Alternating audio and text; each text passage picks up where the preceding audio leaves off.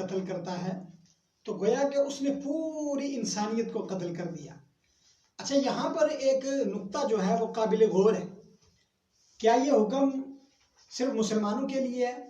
نہیں، بلکہ کسی بھی انسان کو قرآن نے جو لفظ استعمال کیا ہے وہ لفظ کیا ہے؟ وَمَن يَقْتُلْ مُؤْمِنًا مُتَعَمِّدًا فَجَزَاؤُهُ جَهَنَّمُ۔ تو آپ بغیر کسی قصور کے، بغیر کسی وجہ کے کسی غیر مسلم کو بھی قتل نہیں کر سکتے۔ سمجھ میں آئی نہیں؟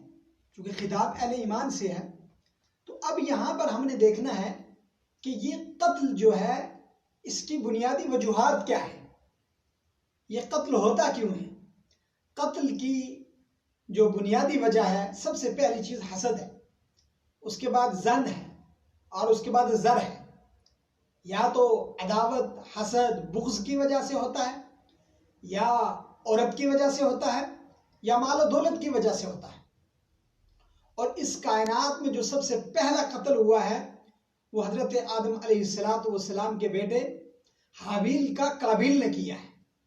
چونکہ اب اس تفصیل کے اندر نہیں جانا ہے حابیل اور قابیل نے قتل کیوں کیا۔ اب حابیل کو جب قتل کر دیا گیا، حابیل سے لے کر آج تک یا قیامت کی صبح تک جتنے بھی قتل ہوں گے دنیا کے اندر، ان سب کے سب قتل کا جو ہے گناہ وہ کس کے کھاتے میں جائے گا؟ وہ قابیل کے کھاتے میں جائے گا۔ تو اس لیے قرآن مجید کے اندر بڑی زبردست اور سخت وعید آئی ہے، اور حدیث پاک کے اندر جو فرمایا کہ 7 ہلاک کرنے والی چیزوں سے بچنا ہے، تو دوسری چیز اس میں سے کیا ہے؟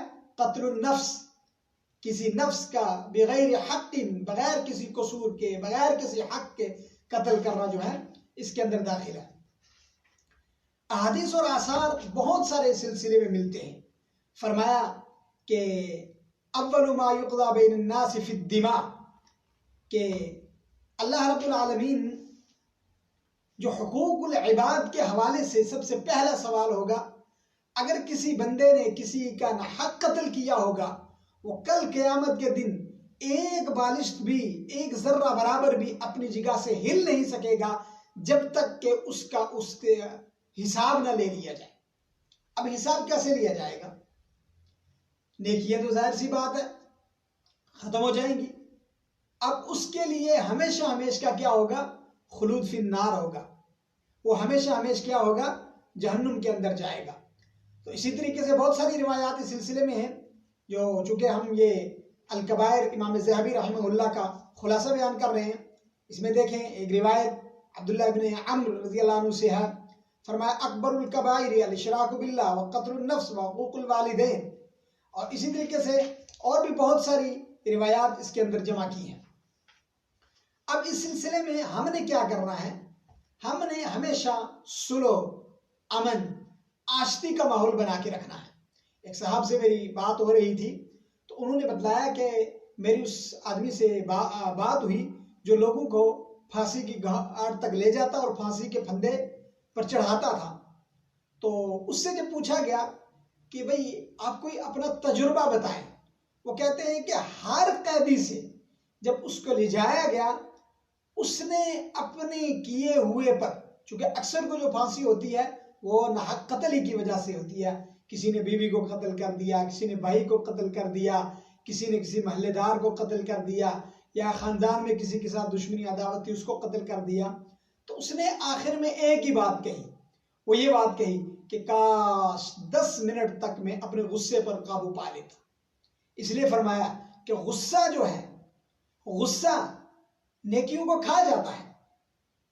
حضرت علی رضی اللہ عنہ کا وہ مشہور ایک واقعہ ہے نا، کہ حضرت علی رضی اللہ عنہ کے سامنے ایک کافر نے نبی اکرم صلی اللہ علیہ وسلم کو جب گالی دی تو حضرت علی رضی اللہ عنہ نے فوراً اس کو پکڑ لیا اور دبوچ لیا، اور وہ کافر نے کیا کیا؟ جیسے ہی حضرت علی رضی اللہ عنہ پر تھوکا تو حضرت علی رضی اللہ عنہ نے چھوڑ دیا۔ پوچھنے والوں نے پوچھا یہ کیا ماجرا ہے؟ فرمایا کہ پہلے یہ رسول خدا صلی اللہ علیہ وسلم کو گالی دیتا تھا، تو لہٰذا اب میری ذات کا مسئلہ تو تھا نہیں، یہ رسول اللہ صلی اللہ علیہ وسلم کی ذات کا مسئلہ تھا، میرے ایمان کا مسئلہ تھا۔ تو جیسے اس نے میرے اوپر تھوکا تو اب اگر اس کو مارتا، اب میں اس سے انتقام لیتا تو یہ میری ذات کا مسئلہ ہوتا۔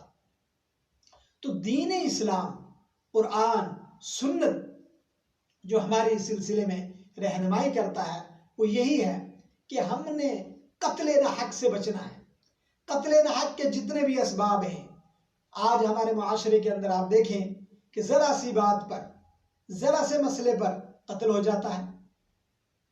اور یہ جو قتل ہے نا، خون ناحق، ایک بات یاد رکھیں، یہ کبھی بھی چھپتا نہیں ہے۔ انسان اس کو جتنا بھی چھپانے کی کوشش کرے گا، یہ کبھی بھی نہیں چھپے گا۔ تو آج کے درس کا خلاصہ یہی ہے